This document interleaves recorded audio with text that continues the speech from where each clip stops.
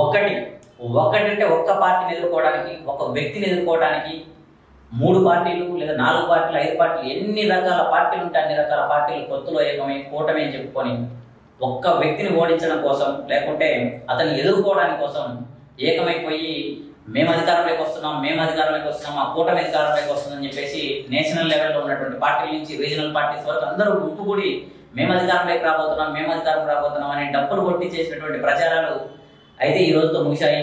జరిగినటువంటి ఎన్నికల ఓటింగ్ లో చూసుకున్నట్లయితే ఈ రోజు ప్రజలు ఎంత మంచిగా ఇది చేస్తున్నారంటే, ఓటు వేసే ముందు మా నమ్మకం నువ్వే జగన్ అని చెప్పేసి ఈ రోజు ఆంధ్రప్రదేశ్ లో జరిగినటువంటి ఎన్నికల్లో ప్రతి ఒక్క ఓటర్ కూడా ఓటు వేసే ముందు చక్కగా వాళ్ళ ఫ్యాన్ గుర్తు మీద ఓటు వేసి వాళ్ళ ఓటును వినియోగించుకుంటూ మనకు తెలుస్తా ఉంది.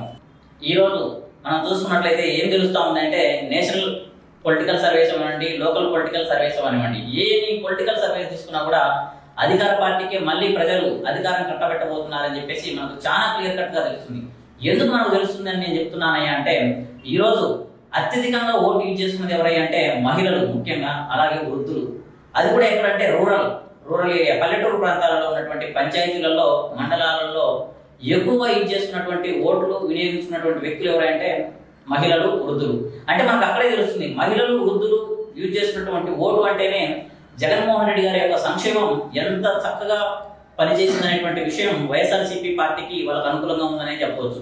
ఈ యొక్క చిన్న బేసిస్ ని తీసుకొని ఈ రోజు ఎవరైతే మహిళలు, వృద్ధులు అనేటువంటి ఒక కాన్సెప్ట్ తీసుకొని ఈ రోజు నేషనల్ పొలిటికల్ సర్వేస్ ఏమనండి, లోకల్ పొలిటికల్ సర్వేస్ ఏమనండి, వీళ్ళు ఇద్దరు చేస్తున్నటువంటి క్యాలిక్యులేషన్ లో తెలుస్తుంది వైఎస్ఆర్సీపీ పార్టీ అధికారంలోకి రాబోతుంది. ఇప్పుడు ప్రస్తుతం అధికార పార్టీ ఏదైతే ఉందో వైఎస్ఆర్సీపీ, అదే పార్టీ అధికారంలోకి రాబోతుందని చెప్పేసి ఇలా ఛానల్స్ అన్ని గుంపులుగా వచ్చి వాళ్ళైతే చెప్పుకుంటా ఉన్నారు. అది ఖచ్చితంగా జరుగుతుంది. వాళ్ళు చేసినటువంటి సర్వే 100% అనేటువంటిది కరెక్ట్ అని చెప్పేసి మనం కూడా చూసుకోవచ్చు.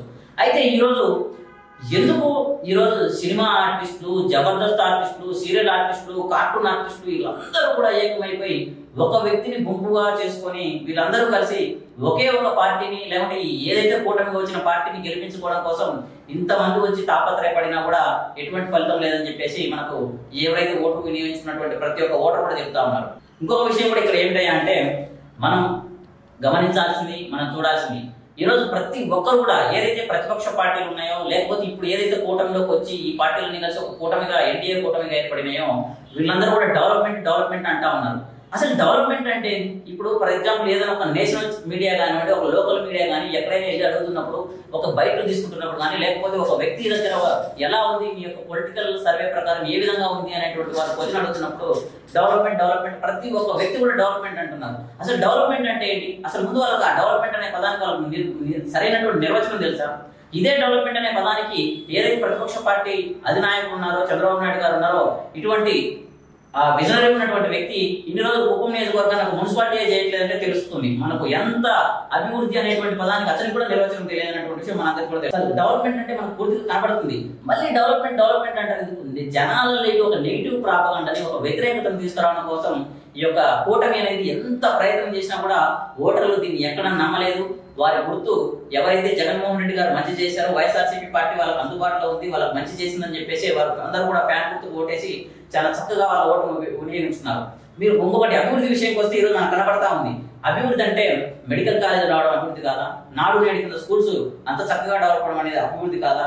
అలాగే ఫిషింగ్ హార్బర్లు కాదా? పోర్టులు కాదా? లేకుంటే సెంట్రల్ గవర్నమెంట్ తో టైఅప్ అయి నేషనల్ హైవేస్ ని తీసుకొని వచ్చేసి ఎంతో అద్భుతంగా తయారు చేసినటువంటి విధానంలో డెవలప్మెంట్ కనబడట్లేదా? ఇంత చక్కగా డెవలప్మెంట్ ఉంటే డెవలప్మెంట్ లేదు అని అంటున్నారు. అసలు అభివృద్ధి అంటే ఏమిటి అనేటువంటిది ఫస్ట్ ఒకసారి ఆలోచించి ఎవరైతే వ్యతిరేకంగా మాట్లాడుతున్నారో ముందుగా మీరు డెవలప్మెంట్ అంటే ఏంటో తెలుసుకోండి. అసలు దాని గురించి తెలిసిన తర్వాతే ఒక పార్టీని కానీ, ఒక వ్యక్తిని కానీ విమర్శించడం చేయడం అనేటువంటిది చాలా మంచి ఉద్దేశం అని చెప్పేసి నేను భావిస్తున్నాను.